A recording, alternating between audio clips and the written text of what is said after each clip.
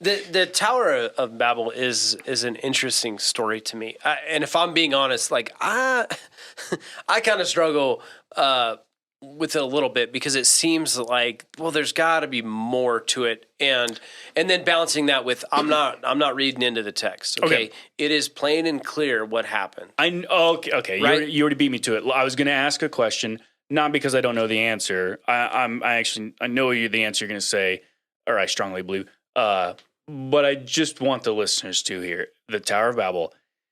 Chris, did the story of the Tower of Babel literally happen? Yes. Is this what literally? Okay. Yeah. I don't have a problem with it. I'm in my mind.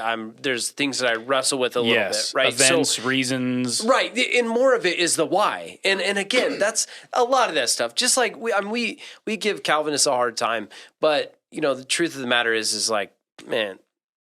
This is not, I don't know that that's a matter of salvation, but it's just fun. It's fun because it is like a nerdy little, like, hey, but what about this and that? And so that's why we're on Calvin's Corner. So without further ado, the Tower of Babel. So verse 6 is the one that kind of gets me a little bit. Sure. And the Lord said, behold, they are one people and they all have one language. And this is only the beginning of what they will do.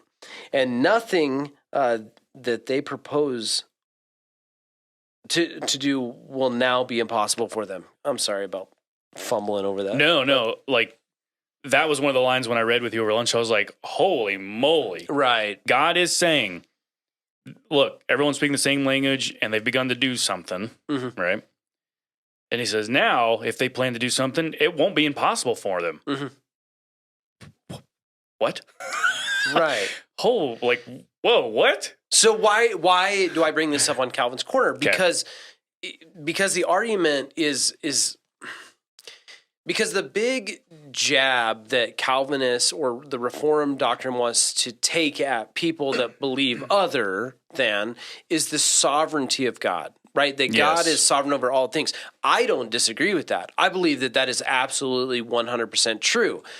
But I see it a little different. I see it in that God is sovereign, and God also, at the same time, gives man a choice. Okay, just so we're clear, I'm with you. I don't understand why Calvinists say God is sovereign, therefore has predetermined every little atom how it will behave. Predetermined that, again, the molestation of certain children, the murder, like he predetermined that because he is sovereign. If he didn't predetermine it, then he wouldn't be all sovereign.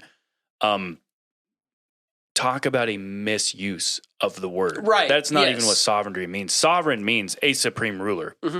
Yeah. So you're saying, Calvinist, if God allows someone to choose against his will to choose to behave a certain way, he's all of a sudden not supreme ruler. That's a huge leap. I am poking at you when I say this, but you have a low view of my supreme ruler. Right.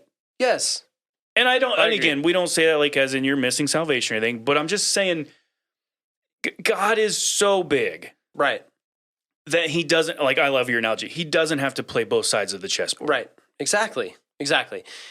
And so, and that's a part of the as we contextualize. So what does he do? Well, come, let us go down and confuse their language, so they may not understand one another in speech. Okay, so the reason that he did that was because of verse 6, because they're one people.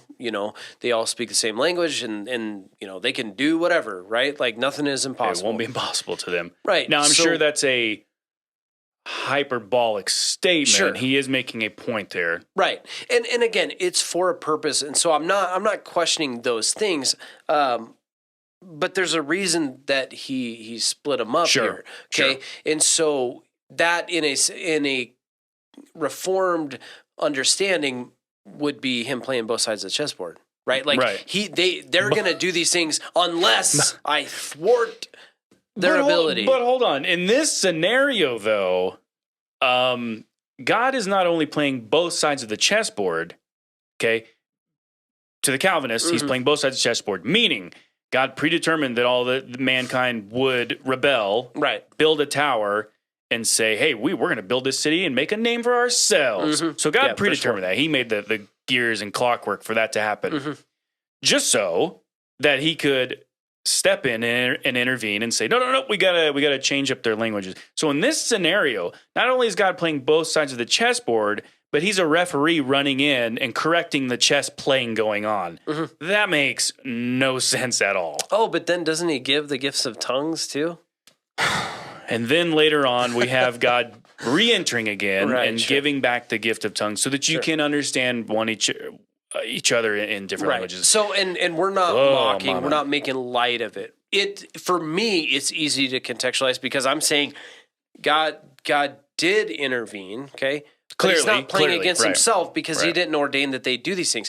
Because if you recall, in I think it's verse 4, the latter part there. Well, I'll just read the whole thing. Then they said, "Come," and this is man speaking. "Come, let us build for ourselves a city and a tower with its top in the heavens, and let us make a name for ourselves, lest we be dispersed over the face of the whole earth." Now, this is man's active rebellion against God's command. Go and subdue the earth, right? Right. So, what is it? Multiply and I feel like I'm getting hung up in my brain here. But at any rate, that is a direct rebellion against God's command. That's why they bring that up. So God has every right to discipline his children, his people. He has every right to do that. And so he has done what he's done. Now, I'm not questioning the Tower of Babel in that regard. I mean, it is what it is. This literally happened. This is why we speak in different tongues and things like that. Now, I have my own questions as far as some of the things that some of the reasons, but again, I'm not going to read into the text. And so that's not something that I'm going to put on here. But I don't know, man. It seems like it's easy for me to contextualize that, but I guess I question a little bit the Calvinist view of that. Then, no, I'm with you because the Calvinist is saying, yeah, he's predetermining all this. Yeah, he's intervening on a plan he predetermined. But the Calvinist will go, no, you're misrepresenting. He didn't intervene. He predetermined that he would make it appear as if he's intervening. Like what? You know how much you're reading into the text by saying all that gobbledygook? Right. The text tells me man was choosing to rebel and behave a certain way. Then God said, look at what they're doing. If they continue this is what's going to happen. Come on, let's go down and confuse their language. Now, what we all can agree on is God was not surprised at this. God knew this was going to happen. Right. Yes. That's different than making it happen. That's absolutely different. And I feel like that's one of the slippery slopes is that we tend to argue, well, if he knew it, then that means he predetermined. No. He knew it. Right. He is all knowing. There is a difference. There is a difference. Absolutely. So. Well, that's like if you watch your kid do something silly, like they build a ramp, and they put a brick and a board, and let's just call it's a fence board, right? 5/8 inch thick, right?